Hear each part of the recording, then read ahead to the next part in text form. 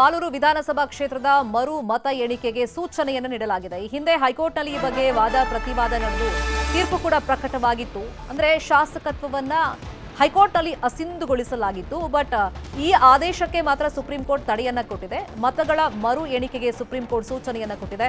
ಫಲಿತಾಂಶವನ್ನ ಮುಚ್ಚಿದ ಲಕೋಟೆಯಲ್ಲಿ ಸಲ್ಲಿಸಬೇಕು ಅಂತ ಸುಪ್ರೀಂ ಕೋರ್ಟ್ ಸೂಚನೆ ಕೊಟ್ಟಿದೆ. ಮರು ಮತ ಎಣಿಕೆ ಮಾಡಿ ಫಲಿತಾಂಶವನ್ನ ಘೋಷಣೆ ಮಾಡಬಾರದು.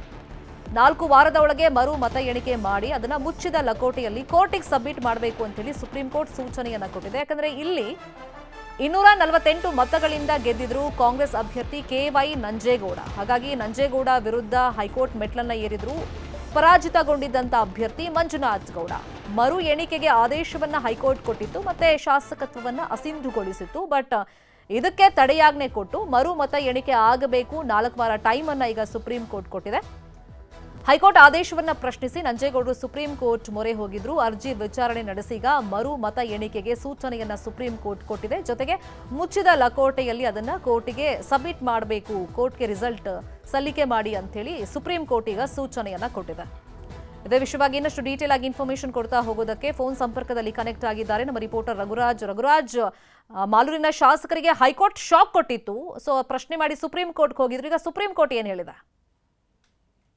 ಖಂಡಿತ ಶರ್ಮಿತಾ ಶೆಟ್ಟಿ, ಏನು ಕೋಲಾರ ಜಿಲ್ಲೆಯ ಮಾಲೂರು ವಿಧಾನಸಭಾ ಕ್ಷೇತ್ರದ ಮರುಮತ ಎಣಿಕೆಗೆ ರಾಜ್ಯ ಹೈಕೋರ್ಟ್ಗೆ ಮಾಜಿ ಶಾಸಕ ಮಂಜುನಾಥ್ ಗೌಡರು ಅರ್ಜಿಯನ್ನು ಸಲ್ಲಿಕೆ ಮಾಡಿದ್ರು. ಈ ಅರ್ಜಿಯನ್ನ ಪುರಸ್ಕಾರ ಮಾಡಿದಂತಹ ರಾಜ್ಯ ಹೈಕೋರ್ಟ್ ಈ 4 ವಾರಗಳಲ್ಲಿ ಮಾಲೂರು ಕ್ಷೇತ್ರದ ಒಂದು ಮರುಮತ ಎಣಿಕೆ ಮಾಡಿ ಜೊತೆಗೆ ಮಾಲೂರು ಕ್ಷೇತ್ರದ ಶಾಸಕರು ಆಗಿರ್ತಕ್ಕಂಥ ನಂಜೇಗೌಡ ಅವರ ಒಂದು ಶಾಸಕ ಸ್ಥಾನವನ್ನ ಅಸಿಂಧುಗೊಳಿಸಿತ್ತು. ಮತ್ತೆ ತನ್ನದೇ ಒಂದು ಆದೇಶಕ್ಕೆ ರಾಜ್ಯ ಹೈಕೋರ್ಟ್ 4 ವಾರಗಳ ಕಾಲ ಒಂದು ತಡೆಯನ್ನು ಕೊಟ್ಟಿತ್ತು. ಜೊತೆಗೆ ಅವರಿಗೆ ಸುಪ್ರೀಂ ಕೋರ್ಟ್ಗೆ ಒಂದು ಮೇಲ್ಮನವಿ ಸಲ್ಲಿಸಲಿಕ್ಕೂ ಕೂಡ ಅವಕಾಶವನ್ನು ಸಲ್ಲಿಸಿದ್ರು. ಈ ಹಿನ್ನೆಲೆಯಲ್ಲಿ ಇವತ್ತು ಸುಪ್ರೀಂ ಕೋರ್ಟ್ ನಲ್ಲಿ ಇವತ್ತು ಆದಂತಹ ಒಂದು ವಿಚಾರಣೆಯಲ್ಲಿ ಇದೀಗ ರಾಜ್ಯ ಹೈಕೋರ್ಟ್ ಒಂದು ರೀಕೌಂಟಿಂಗ್ ಆದೇಶವನ್ನು ಮಾಡಿತ್ತು. ಆ ಒಂದು ಆದೇಶಕ್ಕೆ ಇವಾಗ ಸುಪ್ರೀಂ ಕೋರ್ಟ್ ಕೂಡ ಒಂದು ಮನ್ನಣೆ ಕೊಟ್ಟಿರ್ತಕ್ಕಂಥದ್ದು. 4 ವಾರಗಳಲ್ಲಿ ಒಂದು ಕೋಲಾರ ಜಿಲ್ಲೆಯ ಮಾಲೂರು ವಿಧಾನಸಭಾ ಕ್ಷೇತ್ರದ ಒಂದು ಮರುಮತ ಎಣಿಕೆಯನ್ನು ಮಾಡಿ ಮುಚ್ಚಿದ ಲಕೋಟೆಯಲ್ಲಿ ಕೋರ್ಟ್ಗೆ ಒಂದು ಮಾಹಿತಿಯನ್ನ ಕೊಡಿ ಅಂತಕ್ಕಂಥ ಒಂದು ಆದೇಶವನ್ನು ಮಾಡಿರ್ತಕ್ಕಂಥದ್ದು. ಮತ್ತೆ ರಾಜ್ಯ ಹೈಕೋರ್ಟ್ ಶಾಸಕ ನಂಜೇಗೌಡ ಅವರ ಸ್ಥಾನವನ್ನು ಅಸಿಂಧುಗೊಳಿಸಿತ್ತು. ಆ ಒಂದು ಆದೇಶಕ್ಕೆ ಇದೀಗ ಸುಪ್ರೀಂ ಕೋರ್ಟ್ ತಡೆಯನ್ನು ಕೊಟ್ಟಿದೆ. ಮತ್ತೆ ರೀಕೌಂಟಿಂಗ್ ಆದ ನಂತರ ಅದ್ರ ಬಗ್ಗೆ ನಿರ್ಧಾರ ಕೈಗೊಳ್ಳೋಣ ಅಂತಕ್ಕಂಥ ಮಾತನ್ನು ಕೂಡ ಈಗಾಗಲೇ ಹೇಳಿರ್ತಕ್ಕಂಥದ್ದು. ಈ ಹಿನ್ನೆಲೆಯಲ್ಲಿ ಇದೀಗ